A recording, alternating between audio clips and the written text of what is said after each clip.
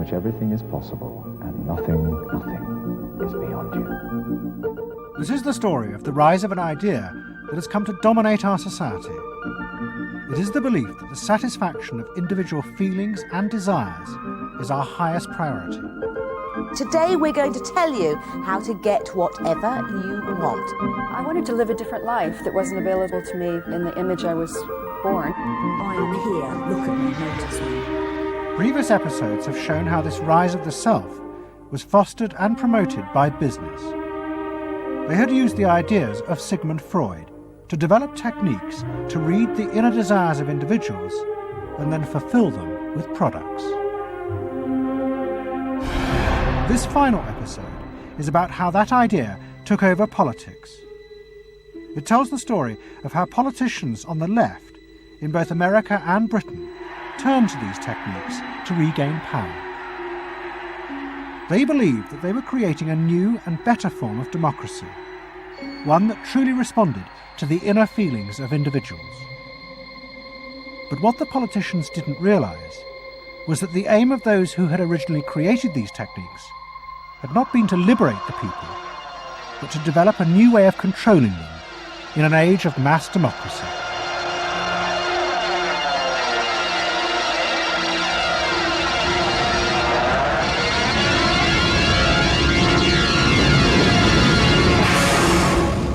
The roots of the story lie way back in the America of the 1920s with one man. He was called Edward Bernays, the nephew of Sigmund Freud. Bernays had been one of the inventors of the profession of public relations, and he was fascinated by his uncle's theory that human behaviour was driven by unconscious sexual and aggressive drives. Many of Bernays' clients were large American corporations, and he was the first person to show them how they could sell many more products if they linked them through images and symbols to those unconscious desires that Freud had identified. The strategy he offered them was that people could now look at the goods that were emerging within this society and not merely view those goods as things that they needed in order to deal with some specific material want, but also as goods which would stroke and respond to deep emotional yearnings. You know, how this bar of soap or this bag of flour will make you a happier, more successful, more sexually appealing, less fearful person. Somebody to be admired rather than reviled. The powerful people in that world are those people who are capable of reading the public mind and giving the public what it wants in those terms. And Bernays was at the heart of it. Bernays was the guy who was the foremost articulator of the theories which were driving this new system. By the 1980s, Bernays' ideas had come of age. A vast industry had grown up in America, devoted to reading the inner desires of consumers. At its heart was the technique of the focus group. Previous episodes have shown how the focus group was invented by psychoanalysts employed by US corporations. The aim was to allow consumers to express their inner feelings and needs, just as patients did in psychoanalysis. The information was then used to promote and design new products that would fulfill those desires. And Edward Bernays, who was now nearly 100 years old, was celebrated as the founding father of this marketing world. Hi, Doctor. Good to see you. Come on up over here. There you go. Doctor, tell me again what the doctor is. What are we dealing with here? You're the father of what public we're relations. dealing with really is the concept that people will believe me more if you call me doctor. Oh, I see. So, that's a good idea. And Bernays' ideas and techniques were also about to conquer Britain in the 1980s. Unlike America, the ruling elites in Britain had always distrusted the idea of pandering to the masses. It was epitomised by the patrician elite who ran the BBC. Even as late as the 60s, popular programmes were referred to as ground bait. Their real job was to lure the viewers into watching the more serious programmes the elite knew was good for them. and market research reflected this attitude. Individuals were observed and classified by market researchers according to their social class, from A through C2, D and E. Probably they might be C2s. Yes, I think by the way they're carrying their luggage. All yes, no taxi. No taxi, and all stuffed in the bags like that. I think the lady possibly sets her own hair, which is always an indication. Yes. The children are nicely dressed. Yes, they are. Probably a skilled worker. A skilled, yes, a skilled worker. I would think say so. Yes, I would say so. With certain apprenticeship or done some qualifying. We agree then. Yes, we think C2. We think so. Yes. When people were asked their opinion about both products and politics, they were selected by social class and asked only strictly factual questions about what they thought. Leaving your own party sympathies on one side, who do you think will win this forthcoming election? Labour. Labour? And tell me which you prefer. Which party do you think you'll be voting for? This time, Liberals. You'll be voting for the Liberals. And who do you think will be second? Conservative. This one. Thank you. The idea that one might ask people what they themselves felt and desired, and then give it to them, was seen as alien to the ruling elites, which would challenge their belief that they knew what was best for the public.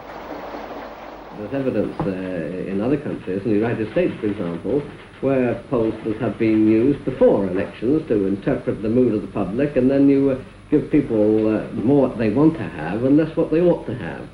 But again, this could be alleged to be more democratic, I don't know. It's very dangerous ground, I think, though, when polls are used in that way. But then, in the economic crisis of the mid-70s, British industry was forced to begin to pay attention to the inner feelings of consumers. As the recession deepened, consumer spending fell dramatically, and the advertisers insisted that the only way for companies to survive was to make their advertising more effective. And to do this, they would have to delve into people's underlying psychological motives for purchasing. The advertising industry started to bring in Americans to run focus groups with British housewives. Everyone is a unique person, and even though you're a group of 10 today, we don't want a group opinion, and we want to know your ideas and your thoughts, no matter how crazy it might be. Please let your imagination run wild, because that's how very crazy things like instant coffee got born. Now, can we get somebody, this lady, to be a kitchen sink? And kitchen sink, how do you feel with these things that are being used to clean you up? Well, I've got to feel clean. I've got to be kept clean. So I feel that. I should hate it if I was all greasy, so I've got to be easy to clean. Okay, now the housewife, this lady, what would you use to clean your kitchen sink? A scouring powder. Of course, a cloth to apply the things on, and plenty of water. Now, how do you feel as you're doing this chore? Feel satisfied? Well satisfied when I have done it, yes. I'm doing my duty. I feel it's a job well done. The consumers were encouraged to play at being products, from household cleaners to car seat belts. The aim was not to talk rationally, but to act out and reveal their inner emotional relationship to products. Which firmly and unmistakably underlines. And then a politician emerged who also believed that people should be allowed to express themselves. Instead of being controlled by the state, the individual should become the central focus of society. Some socialists seem to believe that people should be numbers in a state computer. We believe they should be individuals. We're all unequal. No one, thank heavens, is quite like anyone else, however much the socialists may pretend otherwise. And we believe that everyone has the right to be unequal, but to us, every human being is equally important. A man's right to work as he will, to spend what he earns, to own property, to have the state as servant and not as master, they are the essence of a free economy, and on that freedom all our other freedoms depend. Mrs. Thatcher's vision was of a society in which the wants and desires of millions of individuals would be satisfied through the free market. This, she believed, would be the engine to regenerate Britain. And with her ascent to power, the advertising and marketing industries flourished. Their task was to find out what the British people really wanted and then sell it to them. In this new climate, the focus group flourished, and those who ran them borrowed from the techniques of psychotherapy to delve ever deeper into people's feelings about products. We're trying to understand how people feel about brands, how they relate to brands, that is to say, what the brand's personality is as far as consumers are concerned. And there are a number of techniques which are very, very helpful for getting to that understanding. The consumer is given crayons to doodle, to express their feelings, to go inside their own head, pull out their feelings and somehow get them onto paper. And these are ordinary drinkers expressing their feelings about drinking Guinness.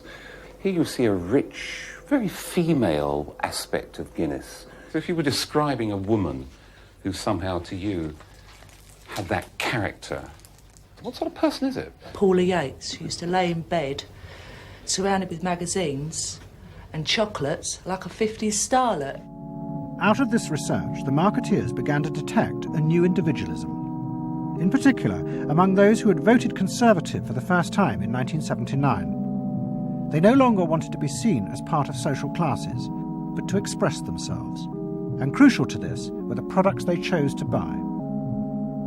We identified that there was this trend towards what might be called individualism, where people wanted to still be part of a crowd, but to express themselves as individuals within it, to have their own personalities, to be, I suppose, their own men. I didn't want to be the same as everybody else. I wanted it to be a little bit different, a little bit individual. It's quite individual upstairs. It's not remarkable, but I think it's quite individual. It is expensive. It's Italian. It's Italian, it's expensive, and it's good quality. A little bit different. Yeah, we want to set our own standards, so nobody else has got what we've got. We just didn't want it be the same as everybody else. We just want to be different. Business responded eagerly to this new individualism, but it soon became one of the main forces driving the growing consumer boom in Britain.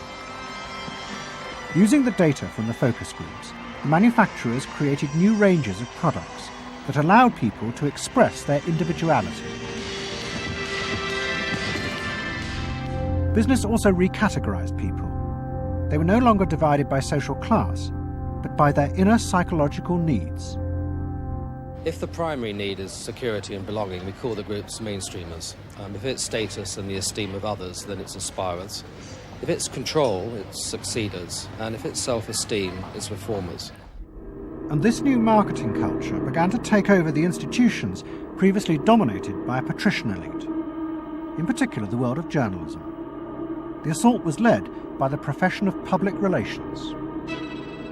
In the past, PR had been seen as seedy and corrupt, but now it became a glamorous business, promoting products and celebrities. And one of the rising stars was another member of the Freud family, Matthew Freud, the son of the Liberal MP Clement. What Freud and other PRs realised was that they could use their celebrities as levers to infiltrate advertising into the editorial content of newspapers. The newspapers were offered exclusive interviews with celebrities, but only if they also agreed to mention products made by Freud's corporate clients, in terms dictated by the company.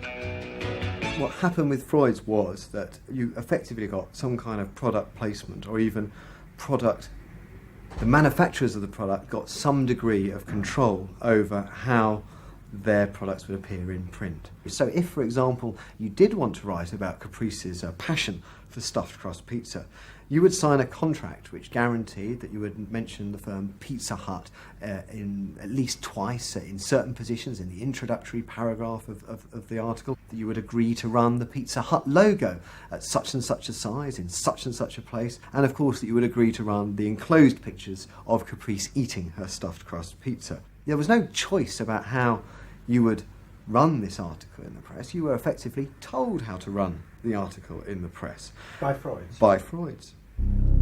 It's a rise of the corporate culture and the rise of business.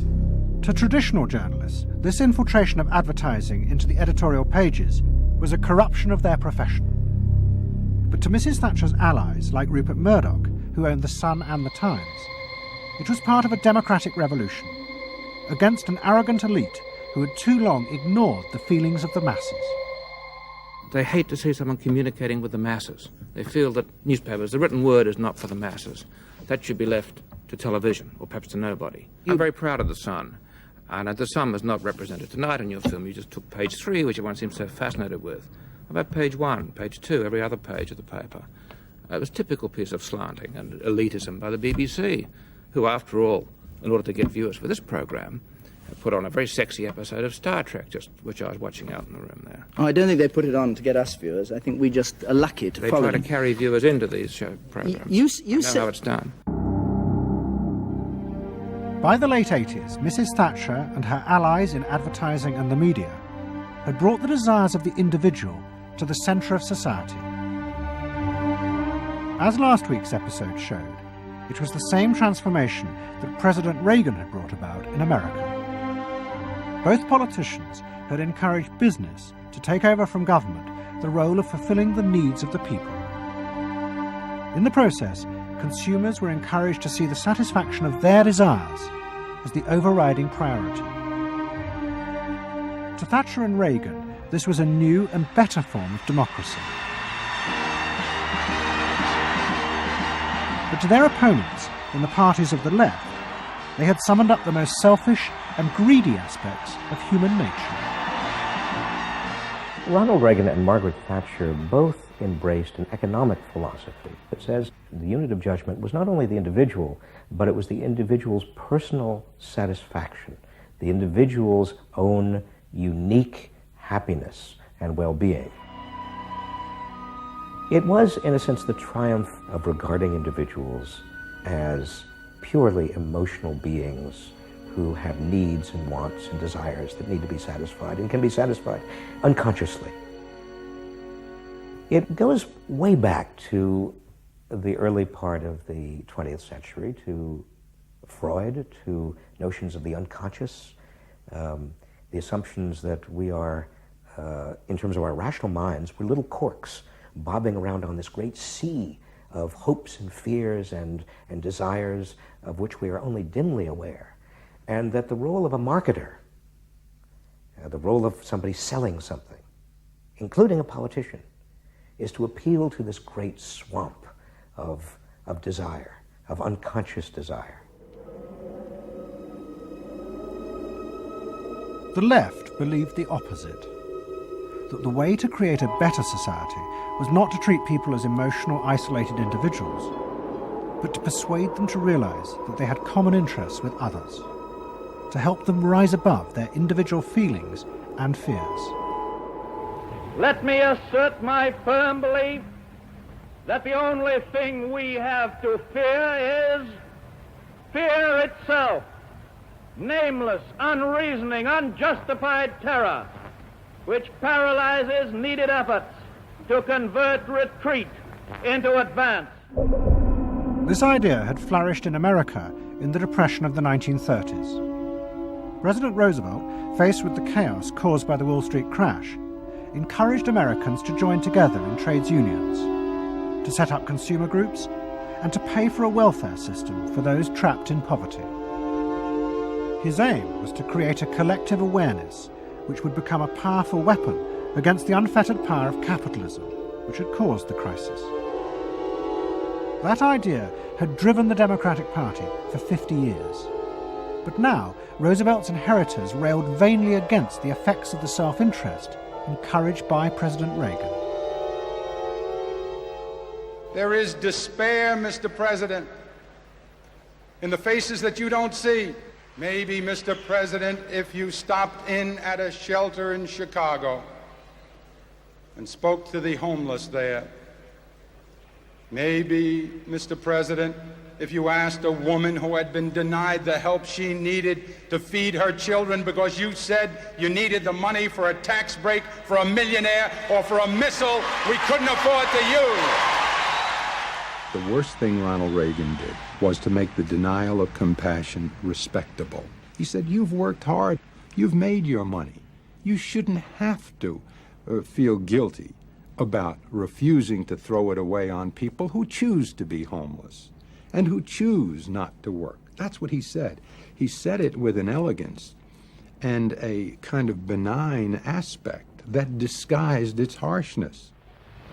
You think we can do anything about it? Well, why not? If we can work together now to look after the lives of the people here, I don't see why we couldn't work together afterwards to clear up the mess and help build a better world in which these things can't possibly happen. The qualities we've learned from comradeship and common suffering are not going to be wasted after this war. It's out of experience like ours that the new world will be built.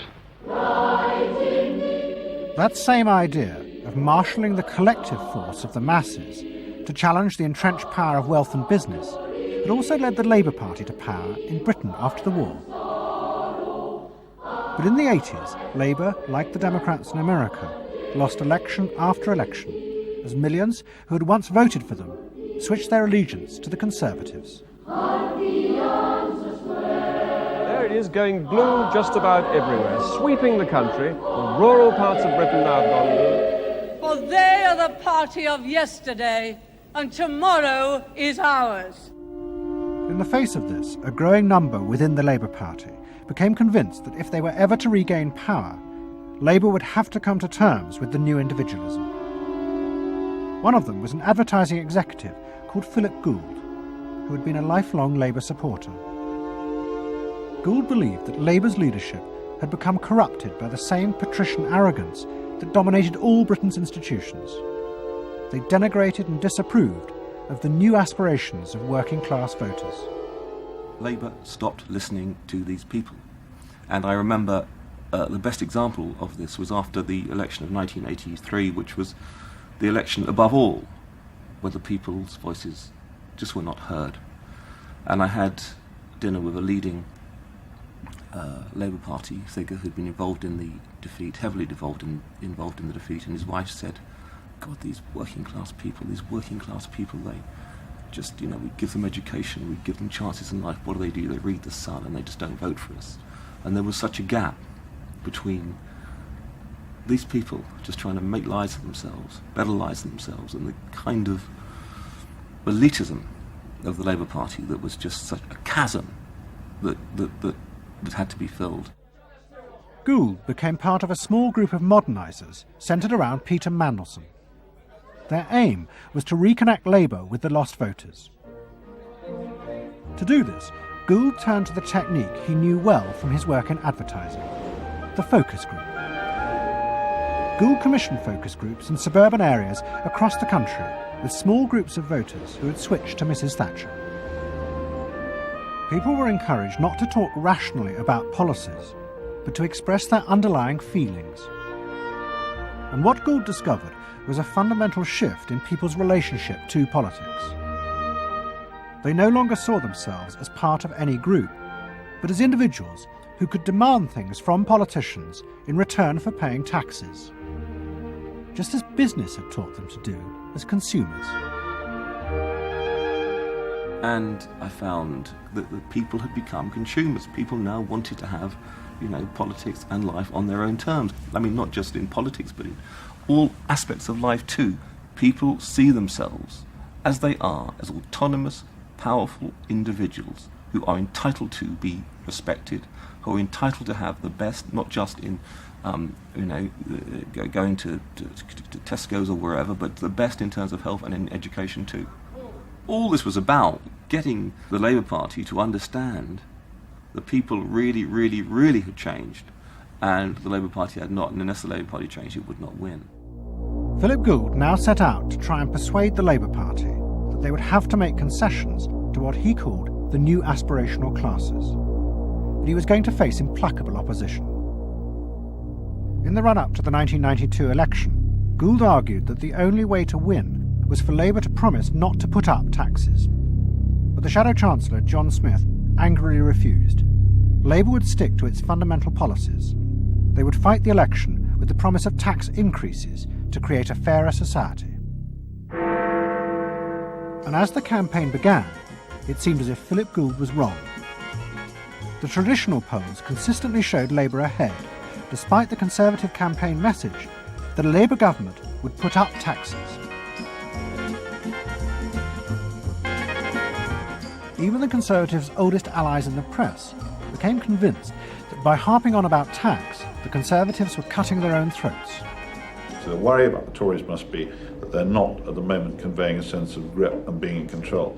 And unless they can do better than that, I think they're going to lose. I mean, the other thing is that they still say that they are going to go on and on with this one single message of tax. And I think, part of the difficulty this morning was that you had a whole lot of people who've been going to the same press conference for 7 days, had virtually the same message thrust at them, and are kind of getting bored and restless and hitting back on it. I think the media sense a big story coming in the Tories being defeated. And the Labour Party too was convinced it would win and finally return to power. It's now time to meet the men and women who will form the next government. Labour Chancellor of the Exchequer, John Smith.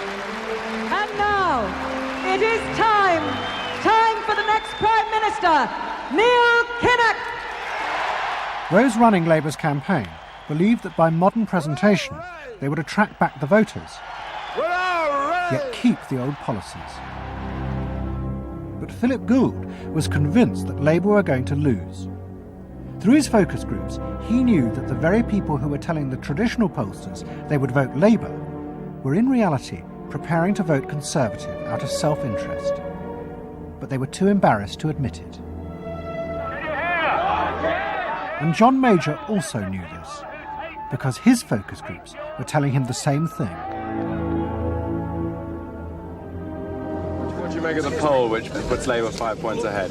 Sir, one to the Daily Mail, sir. Feel out in the streets that matters. What are you going to It's feeling good on the streets, is it? It is feeling good on the streets, yes. It has been feeling surprisingly good on the streets for some time. Quite surprisingly, quite out of line with opinion polls. Don't ask me to explain it, but it feels all right. Sir? Anyway, go on. No, lads, you must sit down. We're waiting to go.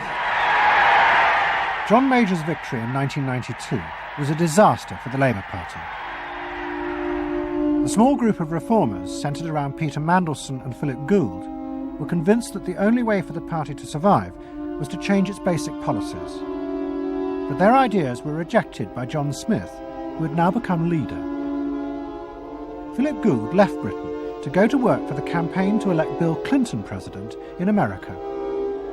The 1992 election, during it and afterwards, people felt under great strain and really did feel demoralised and dejected. And then to go from this to the Clinton campaign, it was an extraordinary experience, because here suddenly I found articulated many of the ideas that I'd had but not fully myself been able to encapsulate or to articulate. If you want a president who will restore the middle class, reclaim the future for the middle class, and restore the American dream, vote for Bill Clinton in New Hampshire and send a signal to the country that we are coming together. What Gould discovered was that, like the Labour Party, the Democrats had also been doing focus groups with swing voters. The difference was that Bill Clinton had decided to tailor his policies to fit with these voters' desires. Above all, with their ferocious belief that they should only pay tax for things that benefited them, not for the welfare of others. I have no idea what percentage of my tax dollars go to welfare, but even if it's a minuscule percentage, even if it's 0.25%, it's still too much for the people that are receiving these benefits that are basically non-productive. The Clinton team decided that to win, they had to promise tax cuts for these suburban voters. And they also used the focus groups throughout the campaign to check every appearance, speech and policy with them for their approval. What Clinton called the forgotten middle class became central figures in a new type of reactive politics. Candidates for the presidency in the United States had been prepackaged and designed for many, many years. What was new was an attempt to use very sophisticated or pseudo-sophisticated techniques to plumb the public psychology, to find out precisely what the desires of the individuals were, and then to come up with a candidate and a platform and images and words that exactly responded to those deep desires. This was packaging at a new level. This was polling at an extreme. I'm not going to raise taxes on the middle class. And the middle class needs a break. Government is in the way. It's taking more of your money and giving you less in return. In the name of the hard-working Americans who make up our forgotten middle class, I proudly accept your nomination for President of the United States. Stay focused. Talk about things that matter to people. You know? It's the economy, stupid. Okay? But Clinton's campaign team, led by James Carville and George Stephanopoulos, did not believe that they were capitulating to the selfish desires of the middle classes. Tax cuts were the price they had to pay to regain power. But once in power, they would still fulfill traditional democratic policies and help the poor who had been neglected under Reagan, above all with the reform of health care. They would pay for the tax cuts by cutting defence spending and increasing taxes on the very rich. In this way, they believed they were forging a coalition of the new and the old voters, both of whom could be satisfied. Probably for the first time in a generation tomorrow, we're going to win. And that means that more people are going to have better jobs. People are going to pay a little less for health care, get better care. And more kids are going to go to better schools. So thanks.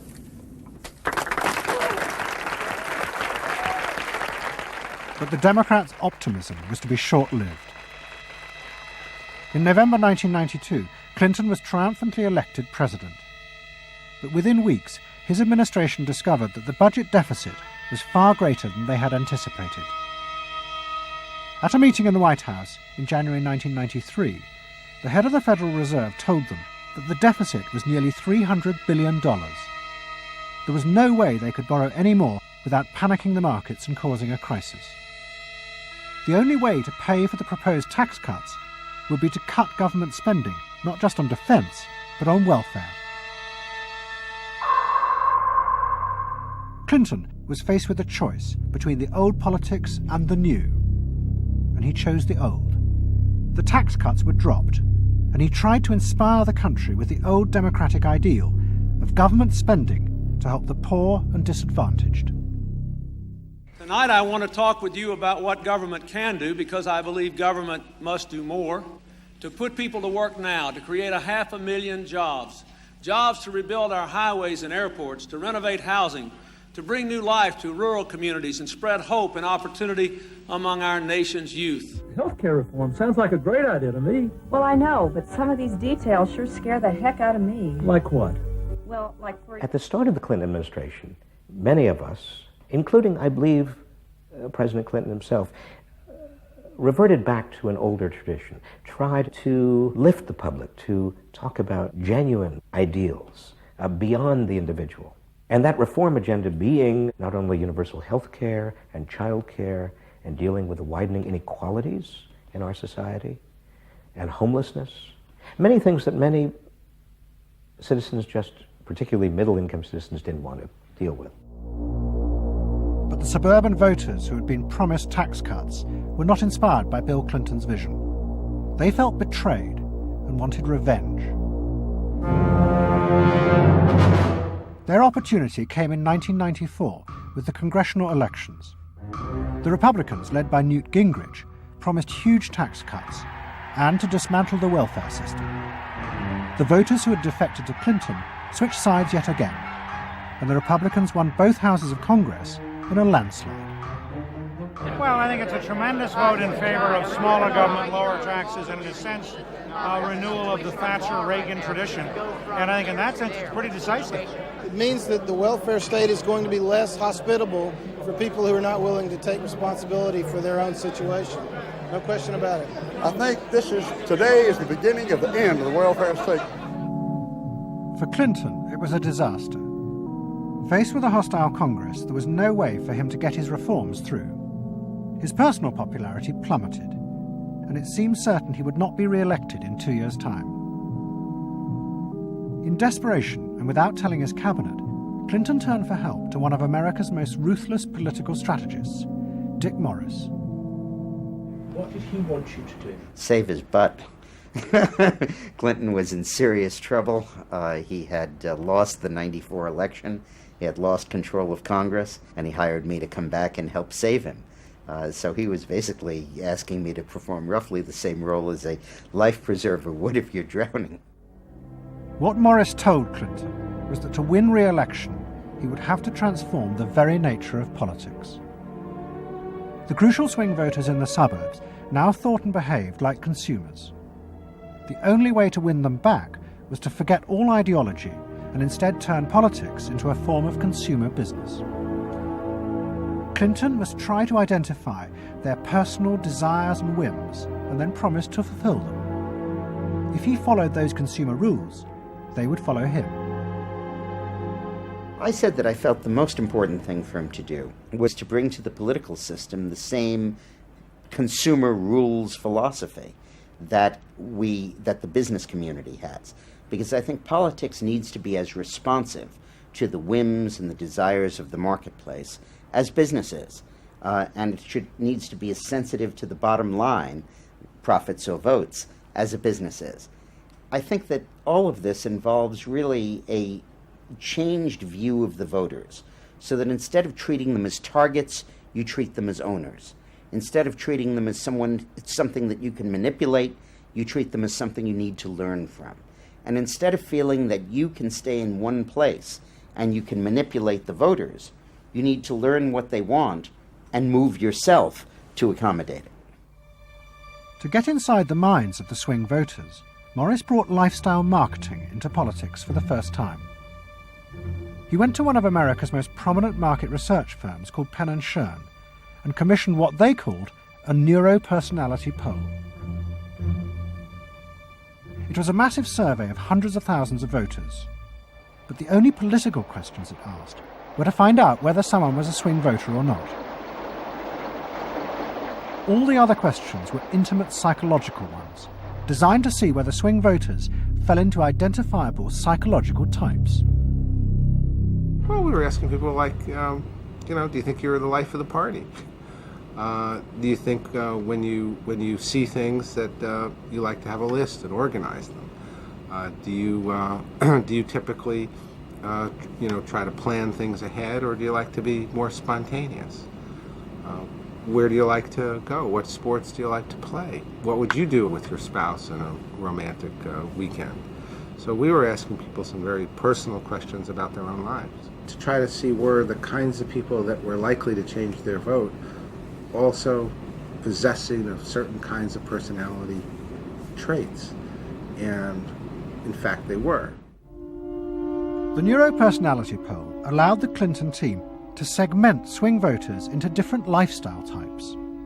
They were given names like pools and patios, or caps and gowns, who were urban intellectuals living in university towns. From this, the team could identify ways in which they could make individuals feel more secure in their chosen lifestyles, just as business had learnt to do with products. Dick Morris called it small bore politics, tiny details of people's lives and personal anxieties which politics had never even thought about or noticed before, but which now had become the key to winning power. It was an America that focused on day-to-day practical concerns. Should I wear seatbelts? Should I stop smoking? Should I wear a school uniform? Is my neighborhood being protected? It was not so much a new individualism as the social order as we had known it had broken down. So we got into people's heads, understood their psychology about lifestyle, about values, what they thought was important, what issues they wanted politicians, and particularly the president, to address. And these issues proved to be very, very different from what the conventional wisdom had suggested. As the election campaign began, Clinton revealed Morris's new approach to a shocked White House. All traditional policies were to be dropped. Instead, he would concentrate exclusively on policies that targeted the worries of the swing voters. V-chips would be fitted into televisions to prevent children from watching pornography. And mobile phones would be fitted into school buses to make parents feel more secure. Dick Morris also persuaded the president to spend his leisure time in the same way as particular groups of swing voters. He sent Clinton on a hunting holiday, dressed in exactly the Gore-Tex outfits a group called Big Sky Families liked. The aim was to reflect swing voters' lifestyles back to them. The Liberals in Clinton's cabinet hated this approach. And I would say, well, Dick, why have a campaign? This was the 1996 campaign. If all the president is going to do is offer up these little bite-sized miniature initiatives that appeal to people's desires, like consumers, buying soap, V-chips that you could put in your televisions so you could make sure that your children did not have pornography, and school uniforms. Why talk about them? They're so mundane and they're so tiny. And he would say back, if we don't do this, we may not get reelected. And I would say, what's the point of getting reelected if you have no mandate to do anything when you're reelected? And he'd say, what's the point of having a mandate if you can't get reelected? Isn't the ultimate goal getting reelected? But Morris's new politics were an extraordinary success. Clinton's ratings among the swing voters began to soar. And Dick Morris, along with the marketeer Mark Penn, took effective charge of making White House policy. Mark Penn set up a huge call centre in an office block in Denver. And every night, hundreds of telephone operators called swing voters in suburbs across the country to check with them every detail of policies that Clinton was proposing. The policy was made by a group of people manning telephones in Denver, Colorado, placing calls to voters in places like Westchester and Pasadena, and asking them what they wanted from their government, and asking them very specifically about specific policies that Bill Clinton was considering. Would you be more likely to support him if he offered this particular government service, or if he offered that one? Those people told them what they thought. Mark Penn transmitted that to Bill Clinton, and it came out of his mouth.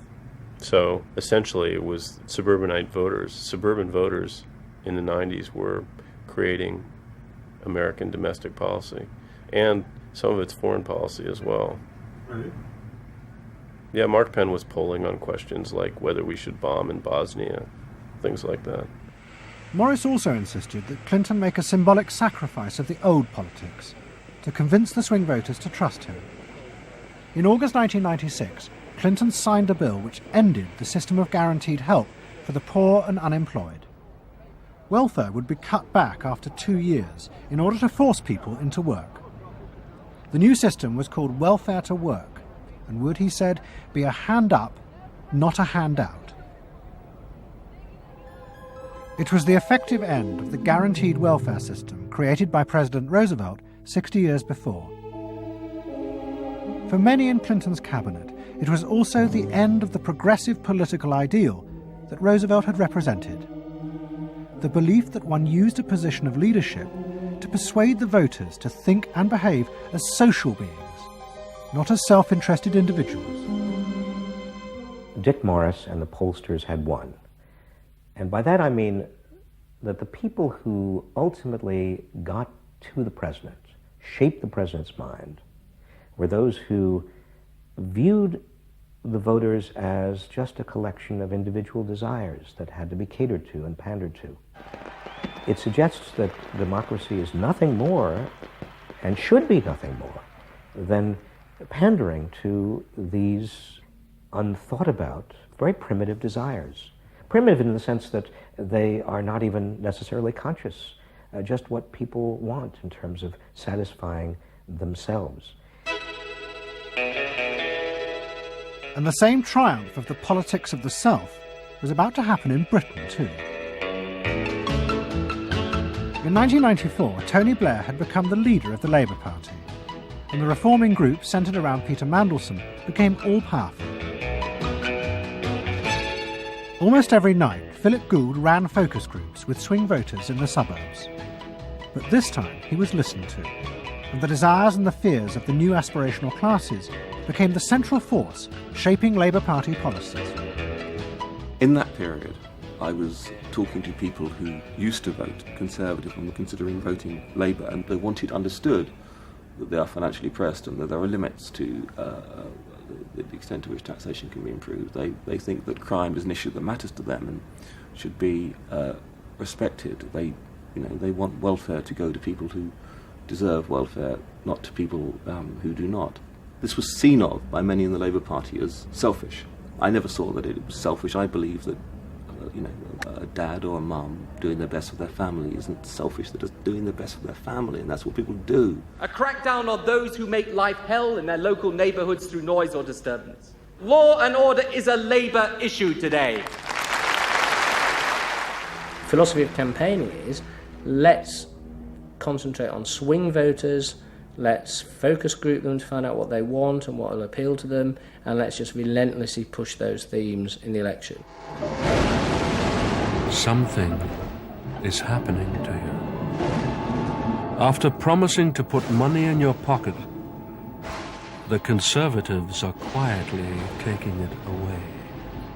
Philip Gould was crucial because he gave the raw material, if you like, for these politicians to do this kind of politics. In that when he came up with stuff, they'd follow it, you know, pretty much without exception. Blair himself would pore over these sort of 12-page memos and say, well, this is what we must do. We want people to earn more, to consume the good things of life. We want people to pay lower taxes. Gordon Brown says the Labour government would hold the main tax rates unchanged. The Labour government will not increase the basic rate of tax. I want to make it clear that I will not increase tax. In fact, the Labour Party does stand for Middle England. Those that aspire to do better, to get on in life, and be ambitious for themselves and their families will do better with Labour. Groups of 8 people drinking wine and nibbling, you know, Cheerios, what they thought determined effectively everything that the Labour Party did.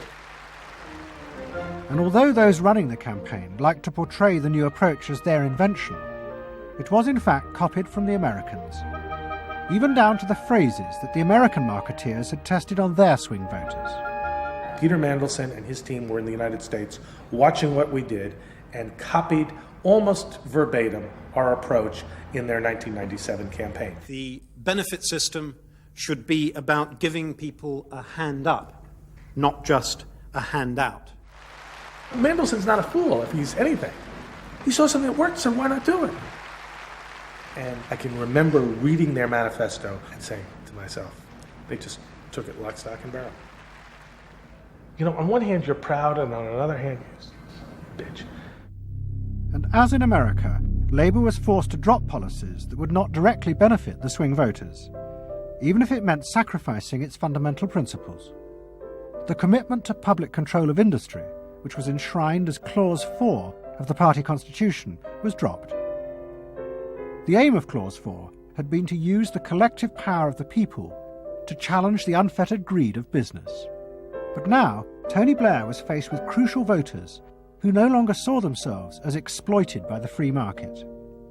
They saw themselves as individual consumers who were fulfilled and given identity by what business delivered them. The new Clause 4 promised not to control the free market, but to let it flourish. Business is more powerful than government. It is quicker, it is more creative. Business is the lifeblood of the country. From this come all the benefits that society needs.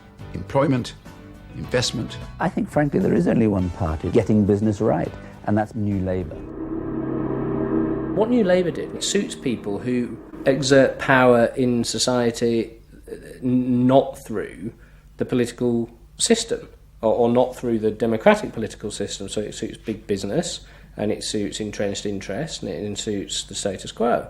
You know, those 3 things, of course, just off the top of my head, being the things that the Labour Party is supposed to be, you know, a counterforce to. What that means is big business get to carry on exerting their power behind the scenes, getting their way, because there's no countervailing pressure.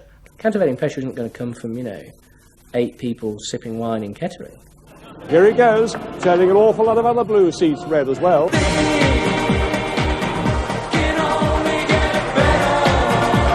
Very happy, very relieved, and very exhilarated. But those who masterminded Labour's victory in 1997 saw it as a triumphant vindication of a new form of democracy. By understanding and fulfilling people's inner desires through the focus group, they were giving power to individuals, not treating them as faceless groups who were told by politicians what was good for them. I don't see the focus group as some marketing tool. I see the focus group as a way of hearing what the people have to say. And I see the focus group as a way to a new form of politics. What the people give, the people can take away. We are the servants, they are the masters now. 1997 is, I think, fundamentally important in that. Because I think it is the end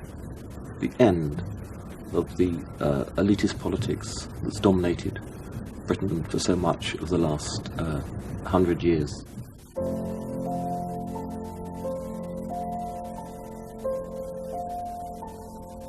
In 1939, Edward Bernays, Sigmund Freud's nephew, created a vision of a future world in which the consumer was king.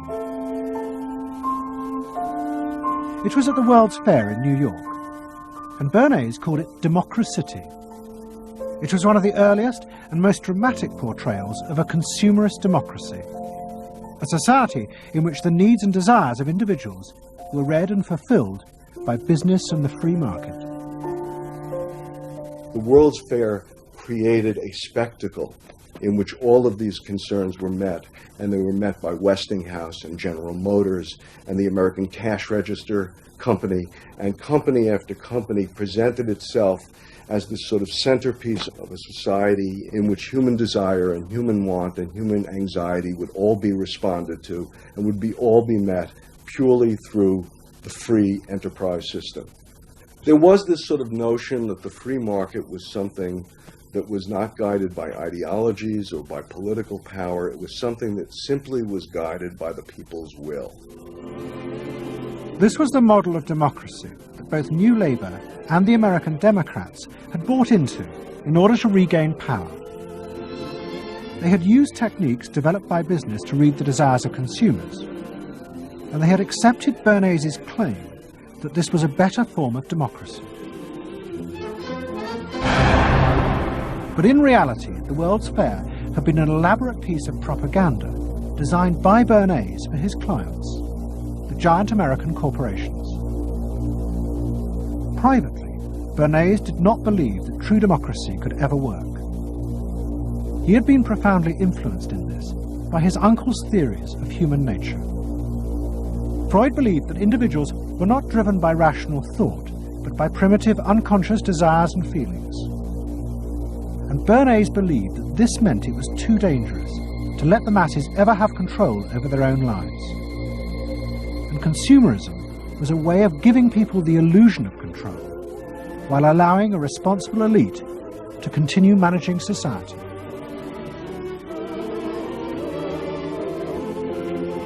It's not that the people are in charge, but that the people's desires are in charge. The people are not in charge. The people exercise no decision-making power within this environment.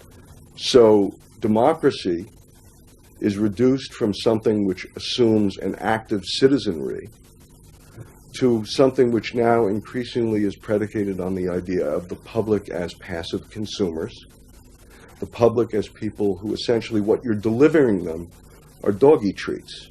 The problem for New Labour was that it believed the propaganda. They took at face value the idea promoted by business that the systems invented to read the consumer's mind could form the basis for a new type of democracy. Once in power, New Labour tried to govern through a system that Philip Gould called continuous democracy.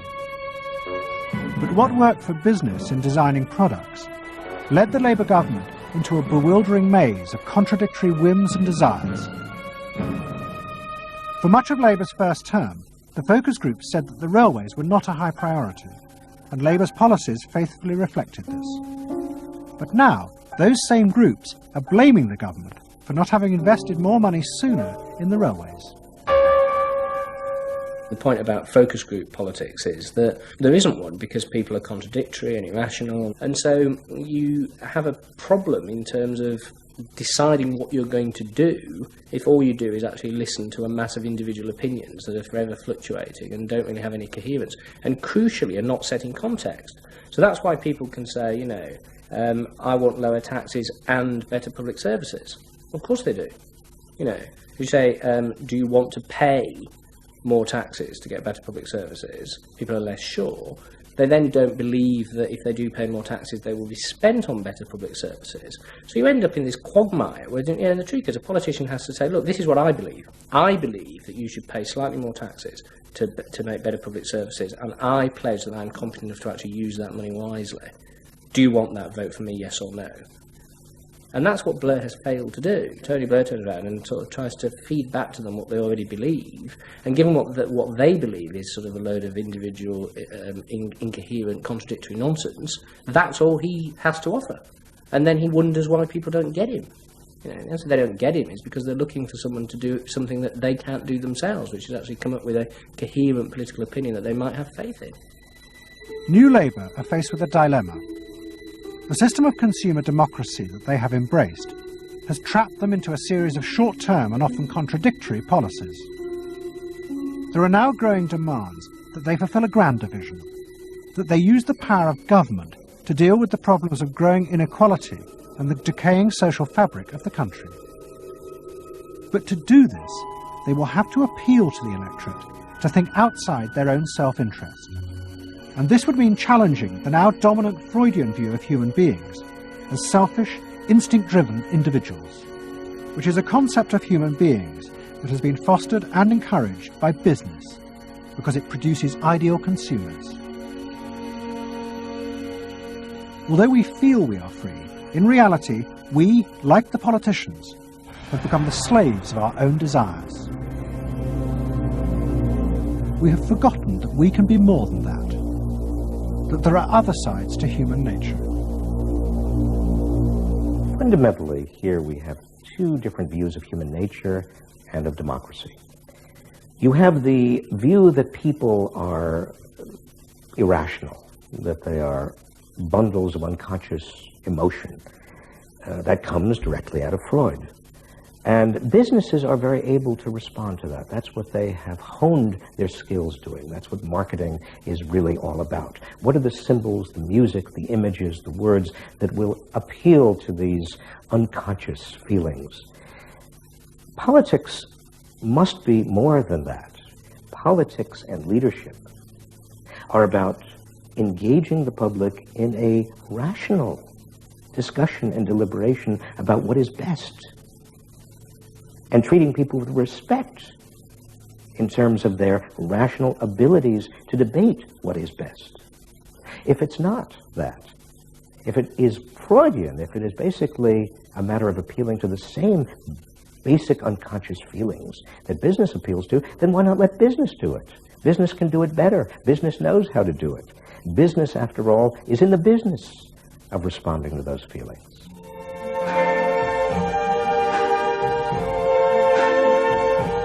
I see trees of green, red roses too. I see them bloom for me and you. And I think to myself, what a wonderful world. I think to myself, what a wonderful